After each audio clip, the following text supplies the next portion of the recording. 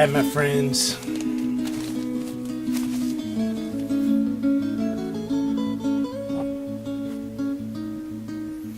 Welcome to Tribulation 515, 2011.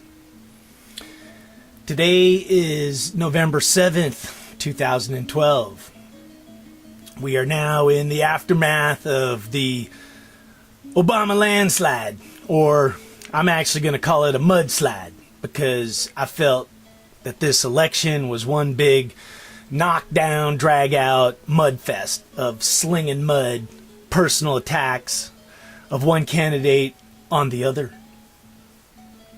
And even though the mainstream media and all the papers are congratulating Barrack Obama, our beloved president, on getting reelected, and God bless him, I prayed. As soon as I knew that he was going to be reelected, I prayed to God for God to open his eyes and to lead him to help this nation. But personally, I feel the clear winner of the 2012 elections is fear. Because basically both sides used it. Our beloved president Obama, he used it absolutely. He put the living fear of God into all the liberal and democratic people out there. My own older brother, who was an Obama supporter, he told me right before the election, he said, I'm voting for Obama mostly because I am just absolutely fearful of what might happen if Mitt Romney gets in office. And of course, Mitt Romney, pretty much painted the same picture, which is, hey, if we reelect Obama for 4 more years, it's going to be awful, And, the truth was getting harder and harder to find. But, to me, the clear winner of the 2012 election is fear. And what happens with fear is you get paralyzed with fear. You're afraid to move. You're gridlocked. And that's where our country's at. The Congress is split. The country is absolutely divided. If you look at the vote, it was almost 50 to 50%. So, the great divide continues. We're not a country united, or at least, if we are united, what are we united under? And it tends to be fear. And especially if something huge happens, like a war or some catastrophic event, that's all real dark and fearful stuff, and we tend to unite under fear. But I'm going to tell you, my friends, there's a saying, which is, you reap what you sow. And, we're told to sow our seed in the good soil. So what's happening at a macro level is somebody's using all that fear, and sowing a field. And it's not good soil, my friends. When you sow your seeds in a field, a distortion field of fear or anger or of hate, it can only manifest itself in negative ways.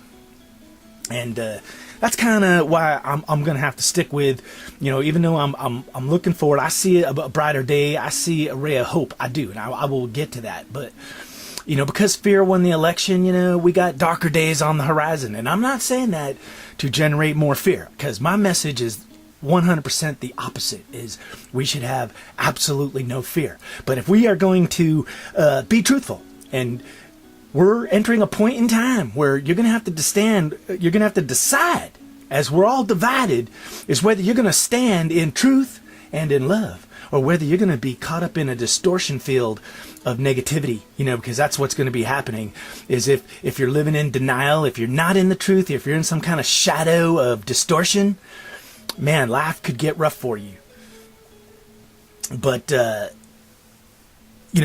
that's basically where we're at. Is things are gridlocked up. Everywhere we look now, people are fearful. And if they're saying they're not fearful, then they're lying to themselves. Even though there is a path, I'll tell you, my friends. And that's it. Go visit Operation End Times, please. But that path will put you on a path of no fear. But people are fearful. They're fearful of, World War III. They're fearful of all the radiation leaking out of Fukushima. They're fearful of an economic collapse, Now that the election is over, and I told you in my blogs, like everybody was saying, for you just get to the election. Well, hey, you know what? We got there. We got over that hump. So what? It's just a little speed bump in the greater macro picture of what's actually happening. The distortion field that's being generated through fear and negativity, it's transforming literally everything in front of us, from the weather to our society to how we react to people. Even this morning as I got on the internet, people, like our beloved president, he's taught us how to blame others. We're 4 years down the road and he's still blaming President Bush. And I can't wait till the next presidential election when whoever it is that's running for president, they can be blaming President Bush too, because I don't know if there's a time limit on how long we can blame President Bush. But blame is something that feeds that negative distortion field of fear, anger, hatred, bitterness, and all that. Blame is not good. Sitting there going around blaming everybody, But that's what's happening on the macro level, is we have this huge distortion field being generated by everybody, because everybody is fearful of something, fearful of losing their jobs, fearful of catching some kind of disease, fearful that all this crazy weather might affect them, and there's millions of people that it is affecting.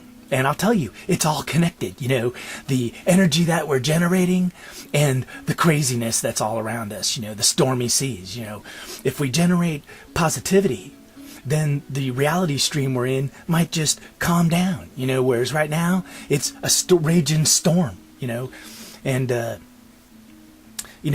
election was not an election of hope, my friends. Whatever hope was being talked about was all kind of phony baloney, smoke and mirrors, And we're going to have to come to the truth of that. We're going to have to, if there's any hope for us, everybody is going to have to start seeing through this huge distortion field, And whatever you do, don't bubbleize it, reinforce it with your own, people generate a bubble around themselves, a bubbleized existence where they'll deny everything, literally as the tribulation's knocking at their door, man, they'll be like, oh, there's nothing happening. The TV, the government says everything's all right. And, that's part of the distortion, my friends, because the true reality of what's going on is the two kingdoms are clashing, and the one side is big ass distortion field, the other side is the truth, but if you're standing there and you've built your foundation on the belief that the government will always provide, that the government will always be there. My God, your house is built on sand and it's literally being washed away as we speak. But that's all part of the distortion field, And I'm going to get into that, on Operation End Times. I got some revelation type stuff that I'm going to try and, throw on you. One of it's this new term, which I call bullshit vapor trails. And, the election, politics, that's 99% of what politics is all about, is generating bullshit vapor trails, which is just, fake vapors of hollow promises, of better times. Because the reality is, distortion fields, they're not bad nor good, but if you're generating distortion and you never are manifesting it, making it tangible, then that in and of itself is a waste of energy and a negative force, So once a distortion's out there, you're either going to work towards it to manifest it in a positive way, or if it's negative, it'll manifest in a negative way, That's just how it works. So I'm just telling you, on a bigger macro level, there's somebody manifesting all this fear and negativity from a divided people, and they keep uniting us under fear, So, today marks a brighter day. The election happened. So, even though I thought strongly that it might not happen, I'm not always right, And that's why when I do look at some of these things and I say, I think, listen carefully to the words, I think, meaning I'm thinking this might happen, but I would never tell you that something will happen, because I don't have that kind of ability, But stormy seas are still ahead of us, the smoke and mirrors of the election are going to dissipate. And we're still marching towards, you know, a lot of climaxes, because, you know, every distortion field that's out there eventually reaches the farthest point it can get to, you know, of the distortion, and then it collapses in on itself. And we have several collapses coming, my friends. You know, I said the Giants bubble was going to burst. You know, the San Francisco Giants, when they were back in the playoffs, because they were down twice, 3 games, you know, to none. But guess what? The Giants bubble didn't burst, and they won the World Series. So I was wrong about that. But I'm still going to stand by my vision that there is some giant bubbles that are going to burst, you know, in the near-term future. So we all need to be prepared, you know, especially with our minds, how we're viewing things, you know, whether we're looking through a distortion or whether we can take a step back out of this distortion field, get in front of it, or just out of it. Because if you're caught up in a distortion, man, life's not good, you know. But anyway, the tribulation continues. The next week or so, there's some crazy alignments that are happening in our solar system, and you know, the extremeness of what's going on with our planet, you know, is changing. And I'm telling you, all that negative energy is part of it, but there's also a lot of positive energy that's part of it.